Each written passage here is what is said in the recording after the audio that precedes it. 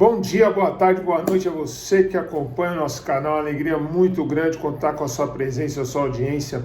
Hoje eu gostaria de tratar de um assunto que, querendo ou não, me incomoda ao longo das semanas em vários ambientes, seja no restaurante, seja na escola, até na faixa de pedestre. Nós começamos a perceber que hoje a pessoa de referência não é mais o adulto ou o professor ou o pai. Muitas vezes a pessoa de referência agora está sendo o próprio aluno, o próprio filho, a própria criança. E quando eu falo pessoa de referência aqui, eu venho lembrá-los e lembrá-las que todo o ser humano, nessa etapa de formação do 0 até os 24, mas eu coloco até os 16, 17 anos, ele precisa de pessoas de referência que vão dizendo para ele qual o caminho a ser seguido. E muitas vezes nós vamos percebendo o quê? Nós, enquanto adultos, vamos delegando esta função a outras pessoas ou a outras instituições ou a outras tecnologias.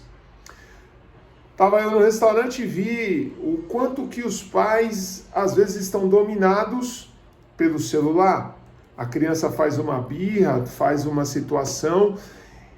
É claro que eu não vou falar que tem que ser enérgico, mas eu vejo muitas vezes o pai se omite daquela responsabilidade de impor um limite e oferece uma tecnologia que é a tal da tela.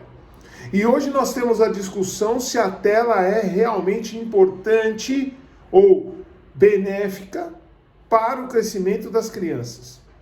Se você já viu A Rede, um grande filme que vem falar os benefícios e malefícios da rede de internet para as crianças, em Cupertino há escolas onde os técnicos, os CEOs ou outras pessoas que mexem com tecnologia colocam seus filhos e lá não tem nenhum contato com tecnologia.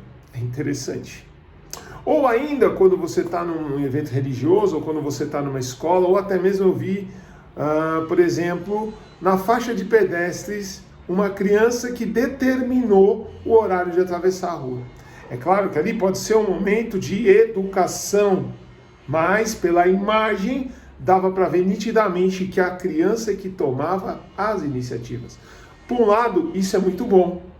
Por outro, nós precisamos ver aonde está a nossa omissão frente à imposição de alguns limites e algumas questões.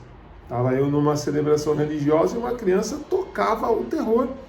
E os pais, como se nada tivesse acontecendo. E aí a gente precisa olhar que isso não acontece só ali. Eu não sei se você viu um vídeo, uma mãe em Goiânia, na rodoferroviária lá, deu um iPhone para a filha queria um iPhone 15 e fez um verdadeiro barraco frente às pessoas. Meu problema aqui não é o barraco, meu problema aqui não é a birra, mas sim a postura do adulto. E muitas vezes essa postura é que nós precisamos rever. E por isso desse vídeo tentar fazer um questionamento. Qual a sua postura de pai? Qual a sua postura de educador?